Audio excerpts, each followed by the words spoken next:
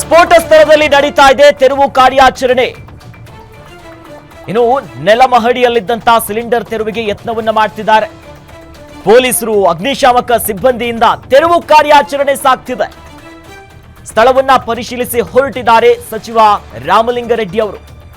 ಮೇಲ್ನೋಟಕ್ಕೆ ಸಿಲಿಂಡರ್ ಸ್ಫೋಟ ಅನ್ನುವಂತ ಮಾಹಿತಿ ಇದೆ. ಇನ್ನು ತನಿಖೆಯ ಬಳಿಕಷ್ಟೇ ಸ್ಪಷ್ಟ ಮಾಹಿತಿ ಗೊತ್ತಾಗುತ್ತೆ ಅನ್ನೋದಾಗಿ ಹೇಳ್ತಿದ್ದಾರೆ. ಈಗ ಸ್ಫೋಟ ಆಗಿರುವಂತಹ ಸ್ಥಳದಲ್ಲಿ ವಿಲ್ಸನ್ ಗಾರ್ಡನ್ ಆ ಪ್ರದೇಶದಲ್ಲಿ ಅಲ್ಲಿ ಏನೇನು ಆಗಿದೆ, ಅವಶೇಷಗಳು ಬಿದ್ದಿದೆಯಲ್ಲ ಅದನ್ನ ತೆರವು ಮಾಡ್ತಿದ್ದಾರೆ.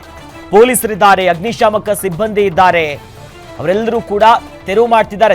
ಛಿದ್ರವಾಗಿ ಬಿದ್ದಿರುವಂತಹ ಮನೆಗಳು, ಉರುಳಿದೆಲ್ಲ ಗೋಡೆ, ಆ ಮನೆಯ ಮೇಲ್ಛಾವಣಿ ಎಲ್ಲವೂ ಕೂಡ ಕುಸಿದು ಬಿದ್ದಿದೆ. ಏನೇನೂ ಇಲ್ಲ, ನೆಲಸಮ ಆಗಿಬಿಟ್ಟಿದೆ. ಹಾಗಾಗಿ ಅವಶೇಷಗಳು ಏನೇನು ಬಿದ್ದಿದೆ ಅವೆಲ್ಲವನ್ನ ತೆರವು ಮಾಡುವಂತ ಕಾರ್ಯಾಚರಣೆ ಮಾಡ್ತಿದ್ದಾರೆ.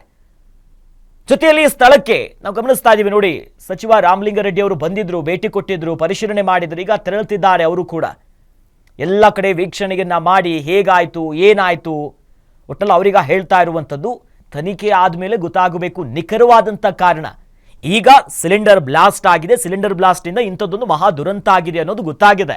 ಹಾಗಾಗಿ ಹೆಚ್ಚಿನ ತನಿಖೆಗಳ ಸಾಗ್ತಿದೆ, ಪರಿಶೀಲನೆ ಮಾಡ್ತಿದ್ದಾರೆ, ಶೋಧ ಕಾರ್ಯಾಚರಣೆಗಳೆಲ್ಲವೂ ಆಗ್ತಿದೆ. ತನಿಖೆ ಆದಮೇಲೆ ಗೊತ್ತಾಗಬೇಕು ಸ್ಪಷ್ಟವಾಗಿರುವಂಥ ಮಾಹಿತಿ. ಈಗ ಅವೆಲ್ಲ ಸ್ಥಳ ವೀಕ್ಷಣೆ ಮಾಡಿ ಪರಿಶೀಲನೆ ನಡೆಸಿ ಸಚಿವ ರಾಮಲಿಂಗಾರೆಡ್ಡಿ ಅವರು ತೆರಳುತ್ತಿದ್ದಾರೆ. ನಾವು CCTV ದೃಶ್ಯವನ್ನ ಕೂಡ ನಾವು ಸ್ಕ್ರೀನ್ ಮೇಲೆ ನೋಡ್ಬೋದು. ನೋಡಿ, ಮಾರ್ಕ್ ಮಾಡಿ ನೋಡ್ತಿದ್ವಿ. ಅಲ್ಲಿ ಬ್ಲಾಸ್ಟ್ ಆಗ್ತಿದ್ದಂತೆ ಅಲ್ಲೇ ಇದ್ದಂಥ ಒಬ್ರು ಕೂಡ ನೋಡಿ ಆ ಶೇಕ್ ಆಯ್ತು. ಅಕ್ಕಪಕ್ಕದ ಸ್ಥಳೀಯರು ಕೂಡ ಆಗ ಮಾತಾಡ್ತಿದ್ರು. ನೋಡಿ, ಬೆಳಿಗ್ಗೆ ಈ ರೀತಿ ಸೌಂಡ್ ಆಗ್ಬಿಡ್ತು, ದೊಡ್ಡ ಮಟ್ಟಕ್ಕೆ ಸೌಂಡ್ ಆಗ್ಬಿಡ್ತು, ನಾವೆಲ್ಲ ಮನೆಯಲ್ಲಿದ್ವಿ, ಏನಂತ ಗೊತ್ತಾಗಿಲ್ಲ, ಮನೆಯೆಲ್ಲ ಶೇಕ್ ಆಗ್ಬಿಡ್ತು ಅಂತ. ಆ ನಿಟ್ಟಿನಲ್ಲಿ ಆ ಭೀಕರತೆಗೆ ಏನು ಕಾರಣ, ಬೇರೇನಾದರೂ ಇದೆಯಾ, ಹಲವು ಅನುಮಾನಗಳು ಕೂಡ ಈ ಪ್ರಕರಣದಲ್ಲಿ ಮೂಡ್ತಾ ಇರುವಂಥದ್ದು.